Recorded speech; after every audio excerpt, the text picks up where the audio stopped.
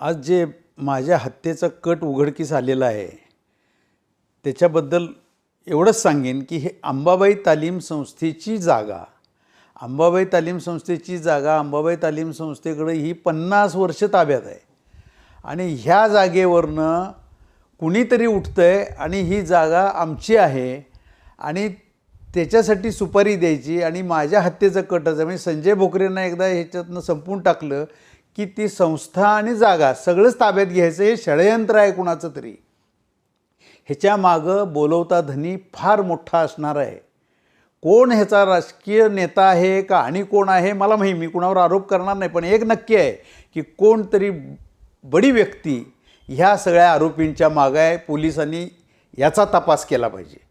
पोलिसांनी चांगलं काम केलं आहे की वेळीच खबरदारी घेतली आहे, त्यांचं मी कौतुक करतो. विशेषतः विशेष पोलीस महानिरीक्षक फुलारी, पोलीस अधीक्षक दोशी, बारवकर मॅडम, सगळेच झाडे तपास अधिकारी, मी सगळ्यांचं कौतुक करीन. परंतु एवढ्यावर थांबून चालणार नाही आहे.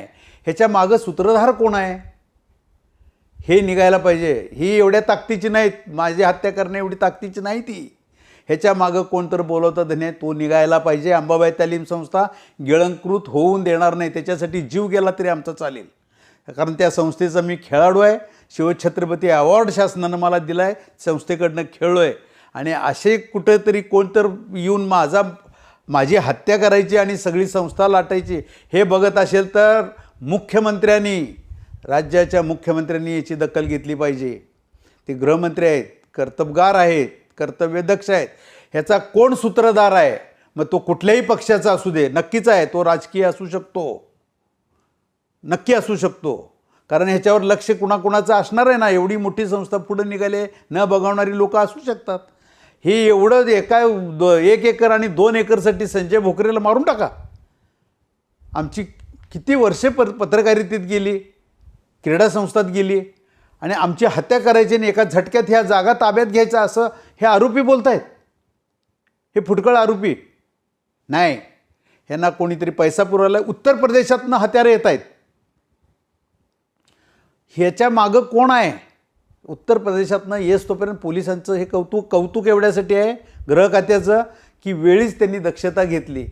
आणि आता माझं एवढं कळाल्यानंतर सुद्धा अजून पोलिसांनी वास्तविक लक्ष दिलं पाहिजे. कारण प्लॅन बी असू शकतो. हा प्लॅन ए होता. संजय भोकरे ह्याच्यात उडला नाही ना, ठीक आहे, प्लॅन बी आता दुसरा असू शकतो. याची दखल गृह खात्यानं घ्यावी, मुख्यमंत्र्यांनी घ्यावी. मुख्यमंत्र्यांचं आणि गृह खात्याचं मी कौतुक करीन की आता हे आमची हत्या होत होती त्याच्यातनं वाचवलं आहे तुम्ही, परंतु प्लॅन बी असू शकतो.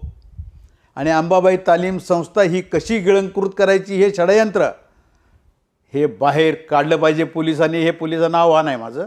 आणि तुम्ही हे करा. आणि पत्रकारितेच्या माध्यमातून राज्य पत्रकार संघ ह्याच्यामध्ये सोमानं कामाला लागलेला आहे की आम्ही सुद्धा तुम्हाला मदत करू. ह्याच्यातले सूत्रधार आम्ही हुडकून बाहेर काढू.